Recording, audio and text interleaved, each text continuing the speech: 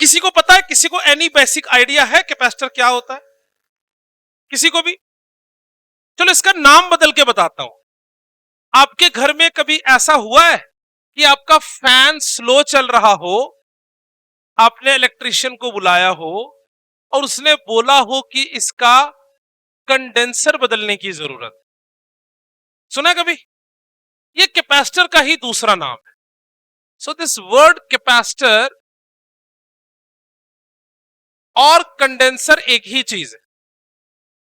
तुमने कभी अपने फैन का कंडेंसर या कैपेसिटर देखा है? अगर अभी भी किसी फैन का, मेरे घर के मतलब सेंटर के फैन के साथ आपने कुछ नहीं करना, बस यहीं से कोशिश करना है देखने की। अगर इसको बिल्कुल निकाल के देखना है अपने घर के फैन की कोशिश करना है ना, घर वाले देंगे चप्पल फिर।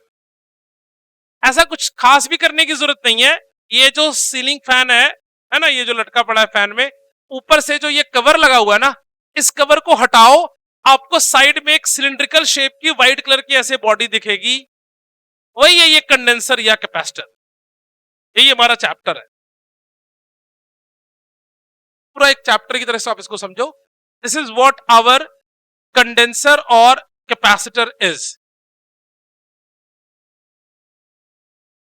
होता क्या है ये तो समझ में आ गया, करता क्या है ये देखते हैं, क्यों हमें इसकी जरूरत पड़ी। पहले छोटे शब्दों में बता देता हूं करता भी क्या है। आप लोगों ने वो टाइम नहीं देखा हुआ, हमारे समय ना जब ये ट्यूबलाइट्स आती थी ना, तो इसके पीछे ना एक बड़ा सा स्टील का फ्रेम लगा होता था। अगर किसी के बहुत पुराने या गांव के घर में किसी ने देखा हो, बैठो बेटा जल्दी बैठो, उन्होंने देखा होगा ऐसे स्टील का फ्रेम, ऐसे स्टील का फ्रेम होता था, उसके बीच में ऐसे व्हाइट सी एक ट्यूबलाइट होती थी, देखा कभी? पूरा रॉड सा होता था, और उसके पीछे एक फिर एक सिलेंडर कलर का चौक, उसको चौक कहते थे, चौक लगा सा होता था, है ना। इसके पहले ऐसा ही ट्यूबलाइट होता था, अब ये ट्यूबलाइट आ चुका है, इसके पहले वो ट्यूबलाइट वैसा ही होता था। देखा किसी ने? पुराने समय पर देखा जरूर होगा, पुराने घरों में ये होता था। तुम लोग इतने न्यू मॉडल हो ये नहीं पता था मुझे, है ना। देखा ही होगा यार, है ना, होगा ही होगा। चेयर ले लो नहीं तो इधर से वंश, है ना। तो ये होता ही था। उसमें भी जो वो चौकसी चीज लगी होती थी, उसको भी हम कंडेंसर या कैपेसिटर ही कहते थे। क्या कहते थे उसको, बोलो बच्चों? कंडेंसर या कैपेसिटर ही। पहले अगर आप उसको ऑन करो ना, तो ऑन होने से पहले, सबका ध्यान यहाँ हो, उसके अंदर पहले लाइट ऐसे होती थी, फिर वो, ये तो एक बार में जलता है ना, वो पहले एक बार में नहीं जलता था, वो पहले भूख भाग थोड़ा माहौल बनाता था और फिर पक, फिर जल जाता था। देखा है? ऐसा ही होता था वो। बेसिकली किसी सर्किट में जब आप कैपेसिटर लगाते हो तो उसका काम होता है चार्ज को सप्लाई करना। क्या होता है उसका काम? चार्ज को सप्लाई करना, ठीक है। तो कैपेसिटर अपने पास चार्ज स्टोर करके रखता है। जैसे आपके काम, आपके पास जो आपका काम आपका बटुआ करता है, वॉलेट करता है, वही काम कैपेसिटर करता है। आप अपने पैसा अपने वॉलेट में, अब तो चलो जमाना बदल गया, फोन में भी रहता है, बट आप जनरली अपना पैसा अपने वॉलेट में संभाल के रखते हो। वैसे ही कैपेसिटर अपने अंदर में चार्ज स्टोर करके रखता था और सर्किट को सप्लाई करता है। इसके बिहेवियर को बहुत डिटेल में समझेंगे। एक और बात मैं यहीं से बता देता हूं आपको थोड़ा सा, फिर टॉपिक शुरू करूंगा। ऐसा काम एक चीज और करता है, तो चार्ज स्टोर करके रखता है और जरूरत पड़ने पे सप्लाई करता है। कौन? सेल। बिल्कुल ठीक, बहुत बढ़िया, किसी बच्चे ने बोला। ये देखो, मैं जब ये रोज रिकॉर्ड कर रहा होता हूं, अगर मैं इसको हटा दूं तो भी ये लाइट जलनी बंद हो जाएगी, ये आवाज रिकॉर्ड होनी बंद हो जाएगी। तो ये सेल पहले वहां चार्ज होने गया हुआ था, चार्ज होके आया, हमें पढ़ना ये सब, charging and discharging of cell, ये करंट में पढ़ेंगे। बट चार्ज ये भी स्टोर करके रखा है, और चार्ज अपना कंडेंसर और कैपेसिटर भी स्टोर करता है। बट दोनों के बिहेवियर में एक बेसिक डिफरेंस है। क्या बेसिक डिफरेंस है वो मैं आपको बता देता हूं, क्योंकि ये सब आप जानते हो, कंसेप्चुअली और टेक्निकली हम पढ़ेंगे। बट आपको सेल क्या होता है ये मुझे बताने की जरूरत नहीं है, काम कैसे करता है वो ठीक है हम पढ़ लेंगे। कैपेसिटर या कंडेंसर क्या होता है मुझे बताने की जरूरत नहीं है, आपके घर में रोज यूज हो रहा है, आप बाजार से खरीद के लाते हो, 50 रुपए का एक कंडेंसर या 100 रुपए का कंडेंसर मिलता है, आप अपने घर में लगाते हो उसको। कंडेंसर को चार्ज खर्चना नहीं आता। कंडेंसर भी क्या स्टोर करता है बोलो बच्चों? चार्ज। ये सेल भी क्या स्टोर करता है? चार्ज। दोनों चार्ज स्टोर करता है। चार्ज को खर्चना बैटरी को आता है। कैसे? मैंने इसको लगाया है, अभी 2-4 क्लास तक ये रिकॉर्डिंग अपना चलाता रहेगा, धीरे धीरे धीरे धीरे डिस्चार्ज हो। लेकिन इसकी जगह मैं कैपेसिटर लगा देता ना, वो अपनी सारी इलेक्ट्रोस्टैटिक एनर्जी या दूसरे शब्दों में जितना उसके पास चार्ज था वो सब एक बार में दे देता, सारा चार्ज एक बार में दे देता। जैसे मान लो वंश को घर वालों ने बोला 500 रुपया पॉकेट मनी मिले, वंश ने 500 रुपए को अगर बचा के रखा और हर वीक में थोड़ा थोड़ा खर्चा, तो वंश कैपेसिटर है कि बैटरी है? बैटरी है ना। लेकिन अगर रामपाल को मिले 500 रुपए, रामपाल ने तुरंत फोन किया आ जाओ कॉफी पीते हैं, साथ में ही 500 रुपए खत्म हो गए, तो रामपाल बैटरी है कि कैपेसिटर है? कैपेसिटर है। This is the basic difference in the operation of battery and capacitor. मेरी बात समझ में आ गई? अब आओ थोड़ा देखते हैं कि ये बनता कैसे है, काम क्या करता है, हमें इसको पढ़ने की जरूरत क्या पड़ी, और जो आपके पास ये लगा हुआ है कैपेसिटर, क्या इसी शेप का होता है कि किसी और शेप का होता है, काम कैसे करता है, क्या क्या इसका काम है। तो एक बात तो समझ में आ गई कि इसका काम जो है वो चार्ज स्टोर करना है। क्या स्टोर करना है बोलो बच्चों? चार्ज स्टोर कर। लेकिन ये वर्ड ना थोड़ा मिसलीडिंग है। ये वर्ड क्या है बोलो बच्चों? थोड़ा मिसलीडिंग। ये चार्ज नहीं स्टोर करता, एनर्जी स्टोर करता है। क्या स्टोर करता है बोलो बच्चों? एनर्जी। किसके फॉर्म में? इलेक्ट्रोस्टैटिक फील्ड के फॉर्म में ये एनर्जी स्टोर करता है। क्या स्टोर करता है बोलो बच्चों? एनर्जी। किसके फॉर्म में? इलेक्ट्रोस्टैटिक फील्ड के फॉर्म में। लिखो, इट इज अ डिवाइस, पहला पॉइंट लिखो, it is a device which stores electrostatic field energy. It is the device which stores electrostatic field energy. It is a device which stores electrostatic field energy. Second point बना के लिखना, capacitors provide temporary storage of energy, provide temporary storage of energy in circuit and can be released. Capacitor provide temporary storage of energy in circuit and can be released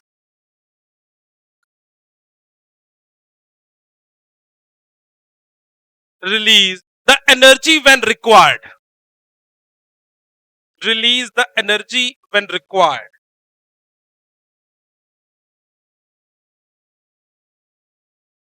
The property of a capacitor, the property of a capacitor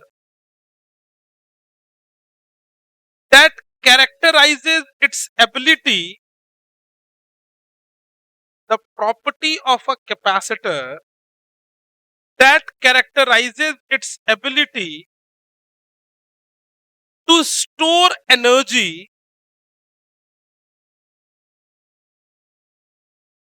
the property of a capacitor that characterizes its ability to store energy is called capacitance.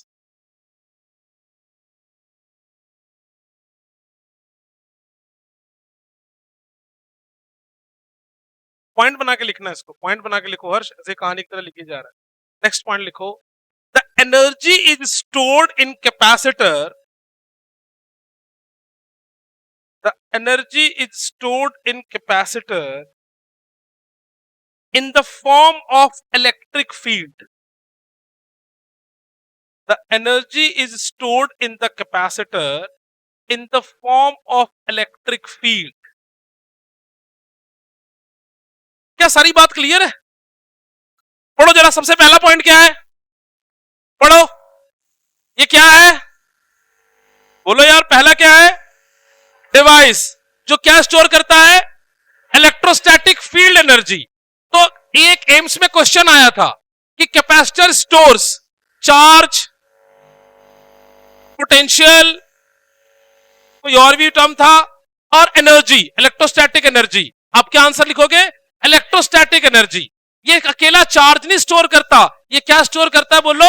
Electrostatic field energy अपने अंदर store करता है। क्या store करता है बोलो बच्चों? Electrostatic field energy अपने अंदर ये स्टोर कर रहा हो। सेकंड पॉइंट क्या पढ़ा आपने? देखो बोलो बोलो बोलो, कैपेसिटर प्रोवाइड टेम्पररी स्टोरेज। कहानी समझ में आ गई? टेम्पररी स्टोरेज वाली कौन सी? रामपाल की और वंश की, है ना? Temporary storage. थर्ड पॉइंट क्या पढ़ा आपने बोलो? प्रॉपर्टी ऑफ कैपेसिटर दैट कैरेक्टराइजेस, है ना? जो कैपेसिटर है इसकी जो प्रॉपर्टी है उसको हम क्या कहते हैं बोलो बच्चों? कैपेसिटेंस। कैपेसिटर डिवाइस है, कैपेसिटेंस उसकी प्रॉपर्टी है। जैसे हम मानव हैं, मानवता हमारी प्रॉपर्टी है, ऐसे ही कैपेसिटर डिवाइस है, कैपेसिटेंस उसकी प्रॉपर्टी है। और वो जो अपने अंदर एनर्जी स्टोर करता है, it stores in the form of electric field. It stores the energy in the form of electric field. कहती बात क्लियर है? थोड़ा और बात समझते हैं कि कैपेसिटर के पास एनर्जी को कैसे स्टोर कराया जाएगा। एक और बात समझना कि बेसिकली जो कैपेसिटेंस है, बेसिकली जो कैपेसिटेंस है ये रिलेशन स्टैब्लिश करता है चार्ज और पोटेंशियल के बीच में। थोड़ा थोड़ा पिछला टर्म यूज होता रहे। किसके बीच में रिलेशन स्टैब्लिश करता है प्यारे बच्चों? Charge and potential. किसी भी बॉडी का पोटेंशियल क्या होता है देखना बच्चों, के क्यू बाय आर। जिन बच्चों ने पोटेंशियल नहीं पढ़ा हुआ आपको थोड़ी थोड़ी पिछली बात मान के चलनी पड़ेगी। अब सबको पता है generally potential of a point charge और potential of a body. Ajay inverter beep कर रहा है, सिस्टम बंद कर दो। नहीं सिस्टम चलने दो, रिकॉर्डिंग नहीं होगी। कोई और लाइट नहीं है जो बंद होगा? चलो जब तक करता है चलने दो, जब हो जाएगा तो और फिर क्या है, दान पेटी। V इज इक्वल टू के क्यू बाय आर, है ना? V इज इक्वल टू के क्यू बाय आर। तो पोटेंशियल किस पे डिपेंड कर रहा है बोलो बच्चों? चार्ज पे। पोटेंशियल किस पे डिपेंड कर रहा है बोलो बच्चों? चार्ज पे। मतलब अगर तुम किसी भी बॉडी का चार्ज बढ़ाते जाओ तो उसका क्या बढ़ता चला जाता है बोलो बच्चों? पोटेंशियल। क्या बढ़ता जाता है बोलो बच्चों? पोटेंशियल। जैसे मान लो मैं एक कंडक्टर ले लूं, ध्यान देना बच्चों, मैं एक कंडक्टर ले लूं और इस कंडक्टर को मैं चार्ज देना शुरू करूं। क्या देना शुरू करूं बोलो बच्चों? चार्ज। मैं एक कंडक्टर ले लूं और उसको क्या देना शुरू करूं बोलो बच्चों? चार्ज। तो उस कंडक्टर को जैसे मैं चार्ज देता जाऊंगा उसका क्या राइज करता चला जाएगा? पोटेंशियल। अगर उसको मैं चार्ज बढ़ाता जाऊं तो उसका क्या बढ़ता चला जाएगा बोलो बच्चों? पोटेंशियल। तो मैं सीधे कह सकता हूं कि Q is directly proportional to V। बोलो यस और नो? जितना आप चार्ज बढ़ाओगे उतना ही आपका क्या बढ़ता जाएगा? पोटेंशियल। बोलो यस और नो? सो ये जब आप प्रोपोर्शनलिटी हटाओगे तो Q is equal to term बनता है CV, where Q is my charge, C is my capacitance and V is my potential. लिखना मत, लिखना मत, पहले बात समझना, मैं लिखवाऊंगा हर एक पॉइंट आपको करके। तो ये जो चार्ज और पोटेंशियल के बीच में रिलेशन स्टैब्लिश कर रहा है that is known as my capacitance. That is known as my capacitance. आओ इसको एक एक करके लिखते हैं। लिखो सबसे पहले,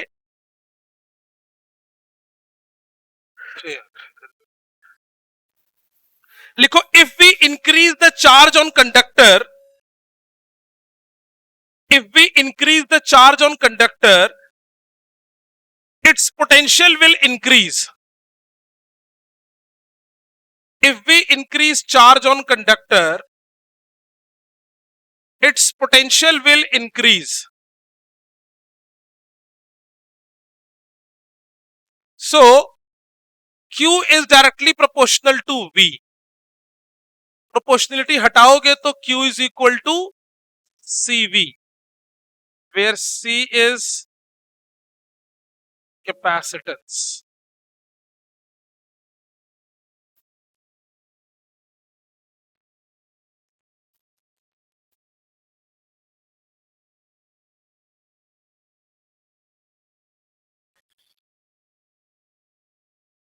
लिखो the capacitance of a conductor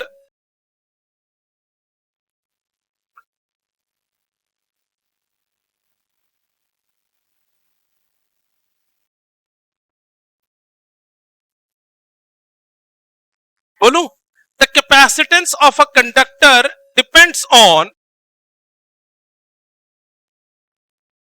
the capacitance, मैं लिख दे रहा हूं, of a conductor depends on, किसी कैपेसिटर की कैपेसिटेंस डिपेंड करती है सबसे पहले shape and size of conductor,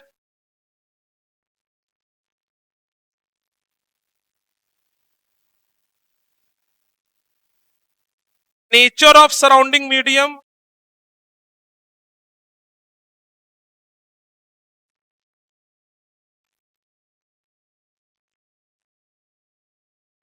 and third another conductor placed near it. अब ये तीनों पॉइंट एक्सप्लेन करता हूं, ध्यान से समझना।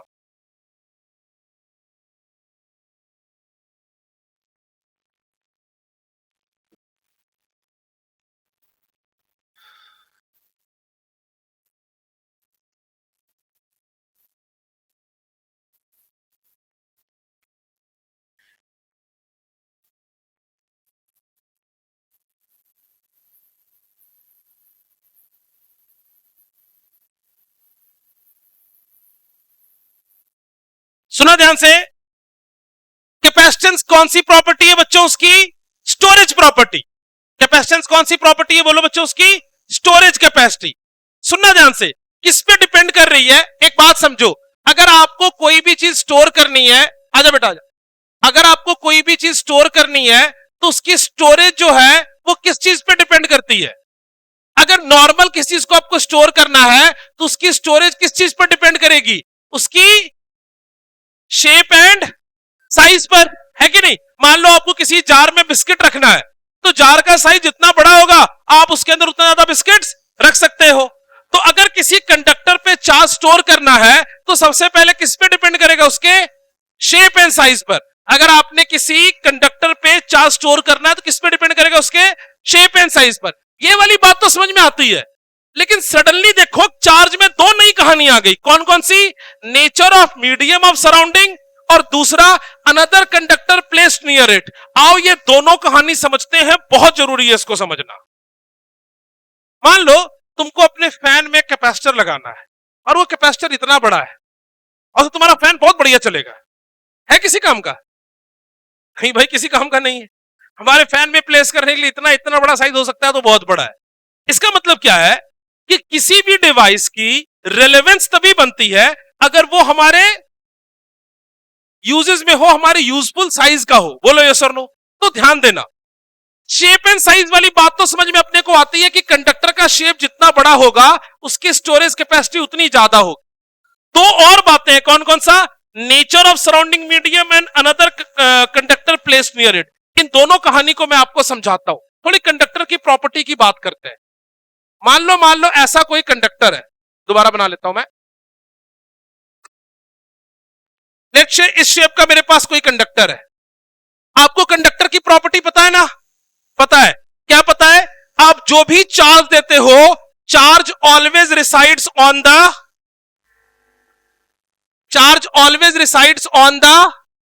Surface of the conductor. तो आप जो भी चार्ज दोगे वो उसके सरफेस पर आ जाएगा, और जहां का रेडियस कम है वहां पे चार्ज ज्यादा आता है। ये भी मैंने आपको पढ़ा रखा है। बोलो यस और नो। तो इस कंडक्टर को आप जो भी चार्ज दोगे ये चार्ज इसके ऊपर ऐसे ही आएगा। प्लीज कंफर्म यस और नो। दोबारा दोनों प्रॉपर्टी याद दिला दूं। पहली प्रॉपर्टी क्या है बोलो बच्चों? Charge always resides on the surface of conductor. और दूसरी प्रॉपर्टी क्या है बोलो बच्चों? जहां का रेडियस कम है वहां पर सरफेस चार्ज डेंसिटी ज्यादा होती है। वो मैंने आपको क्या पढ़ाया था? Sigma is inversely proportional to R. इसका रेडियस छोटा है, इसका रेडियस बड़ा है, जिसका रेडियस छोटा है वहां पे चार्ज ज्यादा होगा। बोलो यस सर। ये तो पुरानी बात आपको कंडक्टर की याद दिला दी। क्यों याद दिलाई? क्योंकि कैपेसिटर बनाने के लिए कंडक्टर की जरूरत है। क्यों कंडक्टर की जरूरत है? चार्ज को कौन स्टोर कर रहा है? कंडक्टर स्टोर कर रहा है। अब सुनना जरा ध्यान से, आप अगर इसको जैसे ही थोड़ा और चार्ज दोगे ना, क्या दोगे बोलो बच्चों? इसको और चार्ज,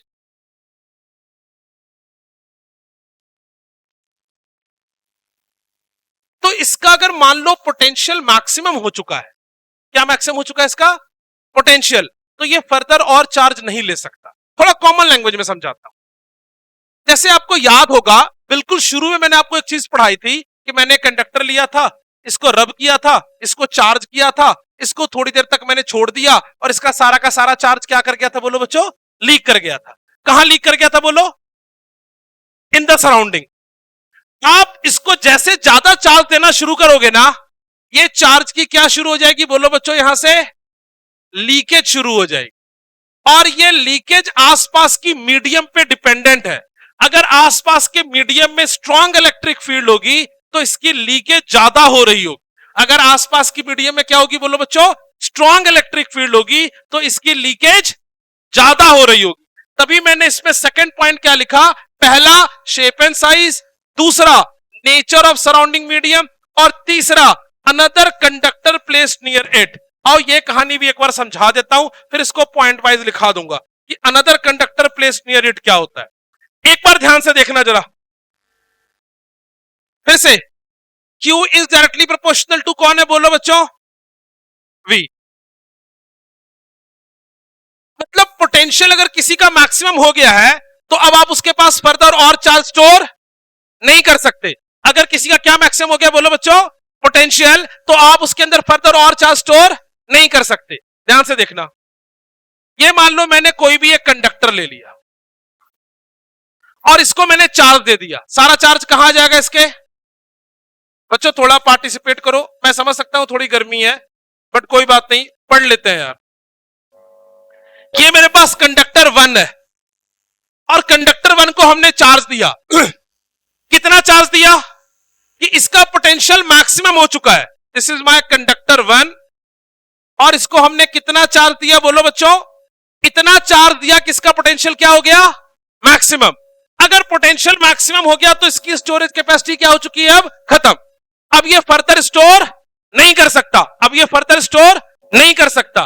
मैंने क्या किया कि इसके सामने लाकर एक और कंडक्टर रख दिया। इसके सामने लाकर क्या रख दिया बोलो बच्चों? एक और कंडक्टर। बड़े ध्यान से सुनना, इस कंडक्टर के सामने कौन आ जाएगा? नेगेटिव। और इसके पीछे कौन चला जाएगा बोलो बच्चों?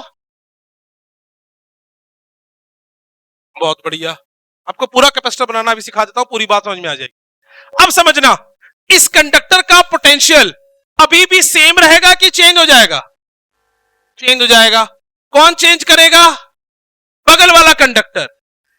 ये जो इसका नेगेटिव चार्ज है वो इसके पोटेंशियल को बढ़ा रहा होगा कि कम कर रहा होगा? कम कर रहा होगा। और ये जो पॉजिटिव चार्ज है वो उसके पोटेंशियल को बढ़ा रहा होगा कि कम कर रहा होगा?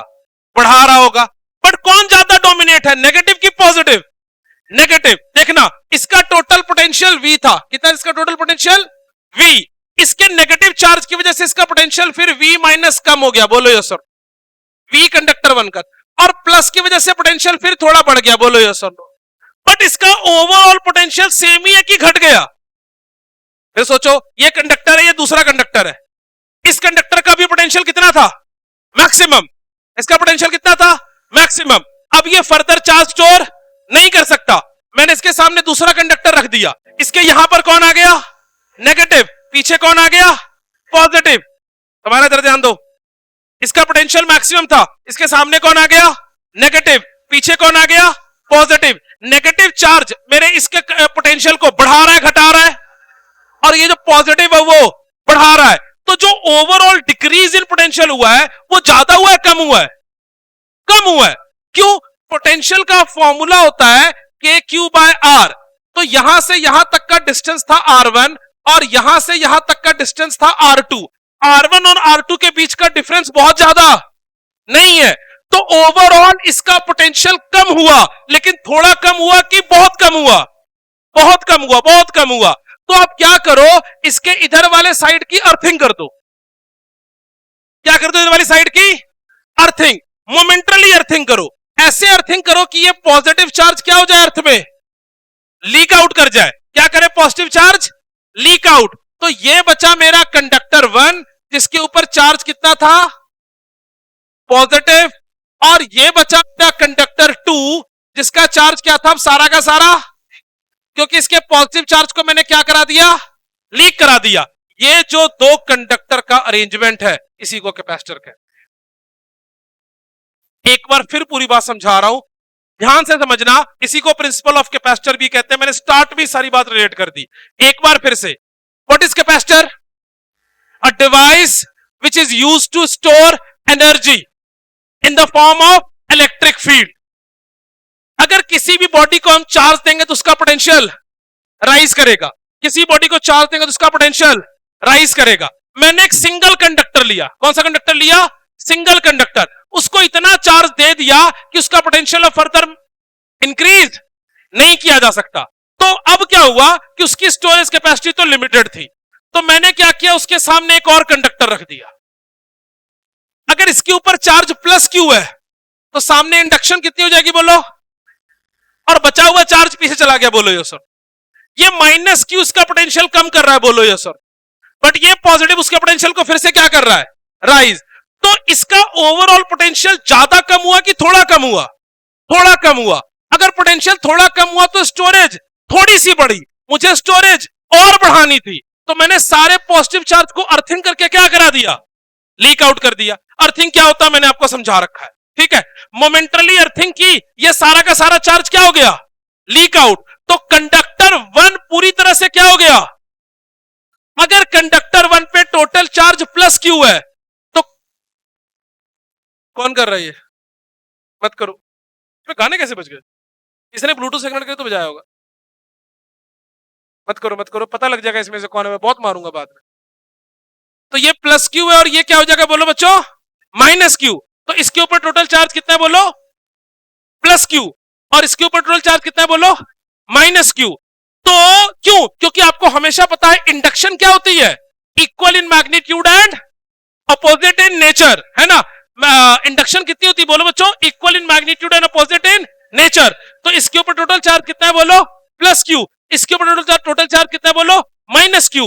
तो नेट चार्ज किसके बराबर हो गया, नेट चार्ज किसके बराबर हो गया? क्या मेरी बात समझ में आ गई? इसका मतलब एक कैपेसिटर पे नेट चार्ज 0। पूरी कहानी फिर से रीलूप करते हैं। मान लो मुझे क्या बनाना था, कैपेसिटर क्या बनाना था, और मैंने क्या किया, मैंने कंडक्टर लिया। ध्यान सुनना, मैंने क्या लिया, एक उसको क्या देना शुरू किया, कितना चार्ज दूं, इतना चार्ज इसका पोटेंशियल कितना हो जाए। अब इतना चार्ज दे दिया, किसका पोटेंशियल क्या हो चुका है बोलो, अब इसके ऊपर फर्दर चार्ज ऐड नहीं कर सकते, इसका पोटेंशियल मैक्सिमम हो चुका है। सुनना, तुम्हारा एक आंसर हो सकता है कि सर फिर इसी को बना लो कैपेसिटर, इसी को क्या बना लो, कैपेसिटर। भाई एक कंडक्टर के चार्ज को स्टोर करने की कैपेसिटी बहुत लिमिटेड है। क्या है, एक कंडक्टर की स्टोर करने की कैपेसिटी बहुत लिमिटेड। तो सिंगल कंडक्टर को हम कैपेसिटर की तरह यूज, तो फिर हमने क्या किया, इसके सामने एक और कंडक्टर लाके रख दिया। इसके सामने में पहले क्या हुई, इंडक्शन। इसका चार्ज प्लस क्यू, तो इसके सामने फेस पे कितना चार्ज आया, पीछे क्या चला गया। अगर मैं इसकी अर्थिंग कर दूंगा तो एक्सेस चार्ज क्या कर जाएगा, यहां से लीक। ये प्लस क्यू, जैन ध्यान दो इधर, याद आने लगी क्या, इसके ऊपर चार्ज प्लस क्यू, तो इसके सामने वाले पे चार्ज कितना आ गया बोलो, माइनस क्यू।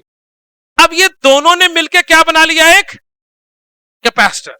बोलोगे सर तीसरा भी रख लेते, तो तीसरा रखने से फिर इसकी शेप अच्छी नहीं बनती और पोटेंशियल फर्दर और डिक्रीज नहीं होता। तो हमने ये डिसाइड करा कि अगर हमने कैपेसिटर बनाना है तो हम कितने कंडक्टर्स रखेंगे, 2 कंडक्टर आमने सामने। उसकी शेप कुछ भी हो सकती, आप 2 ऐसी शेप का मैंने जानबूझ के लिया था। आगे आप पढ़ोगे टाइप्स ऑफ कैपेसिटर में कि there is spherical capacitor, there is cylindrical capacitor, there is other parallel plate capacitor, अलग अलग फॉर्म के कैपेसिटर। तो तुमको मोटी मोटी बात क्या समझ में आई, व्हाट इज कैपेसिटर, 2 कंडक्टर, कितने कंडक्टर, 2 कंडक्टर आमने सामने रखे हुए हो, इस अरेंजमेंट को क्या कहते हैं, कैपेसिटर। एक कंडक्टर पे अगर प्लस क्यू चार्ज है तो दूसरे कैपेसिटर पे कितना चार्ज होगा, माइनस। बेसिकली कैपेसिटर 2 कंडक्टर्स की क्या बन गई बोलो बच्चों, अरेंजमेंट। क्यों 2 कंडक्टर लेना पड़ा, क्योंकि एक कंडक्टर के स्टोर करने की कैपेसिटी बहुत ही कम थी और मुझे स्टोरेज डिवाइस बनाना है। मेरी बात समझ में आ रही है? तुमको क्या बनाना है बोलो? Storage device. तुमने अपने घर में स्टोर बनाया और उसमें सामान ही नहीं आता, कैसा स्टोरेज? स्टोरेज का तो मतलब ही है ना कि वहां सामान मैक्सिमम आ सके। तो इसलिए मैक्सिमम बनाने के लिए हमने एक कंडक्टर के स्टोर करने की कैपेसिटी क्या थी?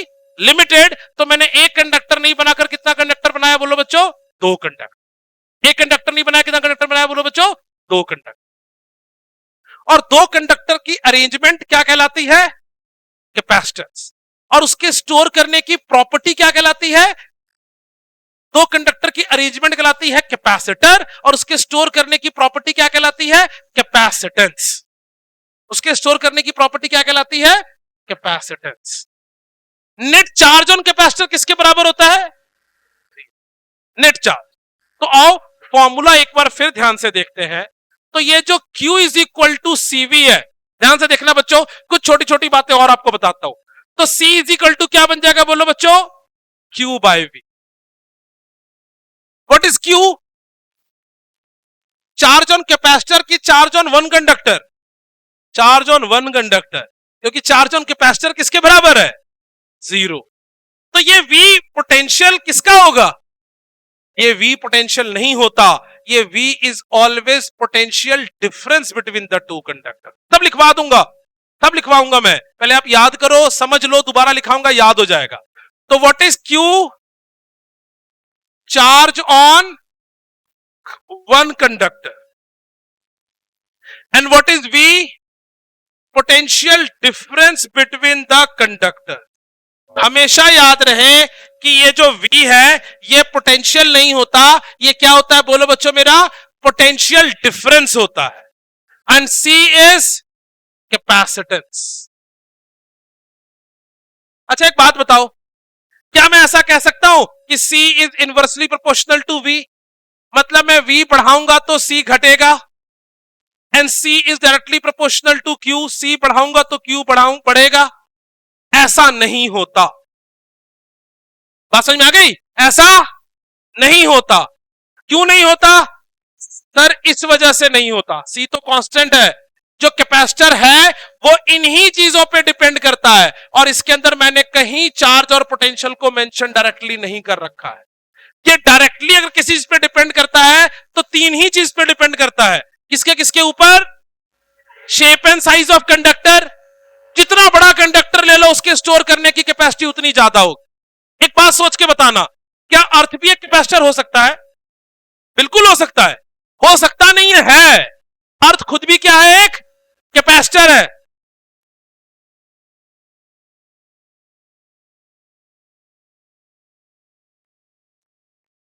खुद भी क्या है? एक कैपेसिटर है। अर्थ खुद भी है क्या? कैपेसिटर। क्योंकि अर्थ की एक शेप भी है, बोलो यस और no.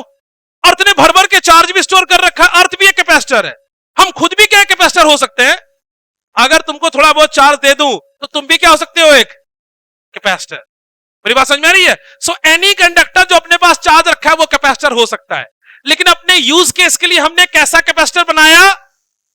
2 conductor placed facing each other, अलग अलग तरीके से भी रख सकते हैं, और उनकी अरेंजमेंट को हमने क्या नाम दिया? कैपेसिटर। सिंगल को कैपेसिटर क्यों नहीं रखा? क्योंकि इसकी स्टोरेज लिमिटेड थी, उसकी स्टोरेज कम थी। तो हमने कितने को कैपेसिटर बनाया? 2 कंडक्टर्स को। 2 कंडक्टर्स की अरेंजमेंट क्या बनी मेरे पास बोलो बच्चों? कैपेसिटर। क्या मेरी बात पूरी तरह से क्लियर है? लिखना शुरू करो। ये लिख लिया? लिखो next point.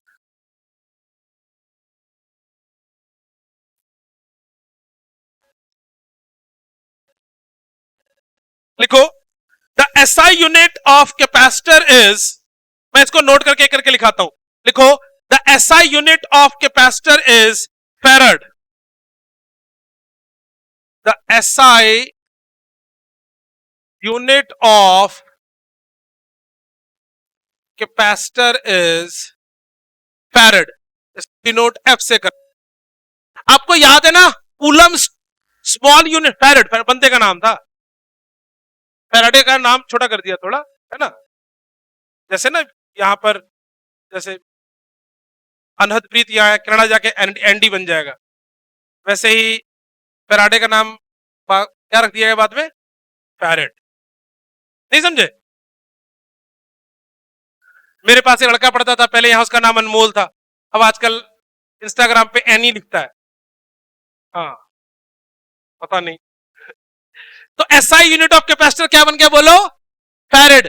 Coulomb larger unit था, स्मॉलर यूनिट था? Larger unit. वैसे ही farad is a larger unit, तो इसके नीचे लिख लो कि farad is not practical unit of capacitance, is not practical unit of capacitance. So practical unit क्या हो जाएगा बोलो बच्चों? 1 माइक्रोफैरेड, और क्या होगा बोलो? 1 नैनोफैरेड, 1 पिकोफैरेड। नोट डाउन कर लो। अरे नहीं नहीं,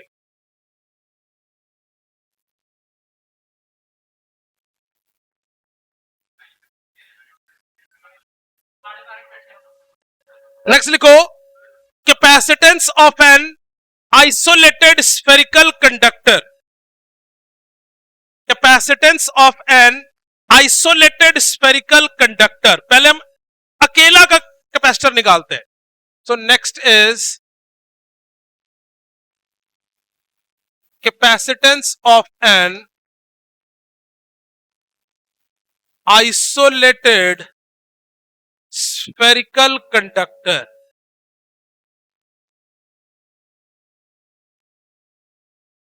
मैंने आपको पढ़ा रखा है कि सिंगल कंडक्टर की कैपेसिटेंस क्या होती है बोलो बच्चों? कम होती है। सिंगल कंडक्टर की कैपेसिटेंस क्या होती है बोलो बच्चों? कम होती है। ये हमें पता थी, तो हमने कहा पहले निकालते हैं कितनी होती है, पहले निकालेंगे तभी तो पता होती है कम होती है। बोलो यस और नो। तो मैंने एक आइसोलेटेड क्या ले लिया? कंडक्टर। इसका रेडियस कितना है बोलो? आर। इसका रेडियस कितना है बोलो? आर। तुमने Q equal to CV formula लिख लिया था ना? हाँ ठीक है, अब इसकी एक्सप्लेनेशन बाद में लिखेंगे। तो पोटेंशियल ऑफ एन स्फेरिकल क्या होता है बोलो? Potential of an sphere, potential of a sphere बोलो के क्यू बाय आर। तो Q is equal to CV, C is equal to Q by V। बोलो यार, को खोल के लिखोगे तो क्या होगा? Q by 4 pi epsilon nought R। लिखो Q divided by 4 pi epsilon nought R। Q और Q क्या हो गया बोलो बच्चों? Cancel out. C is equal to 4 pi epsilon nought R। So this is the capacitance of an isolated conductor। पहले ये लिखना, बहुत इंपॉर्टेंट बात यहां से डिस्कस करनी है मैंने।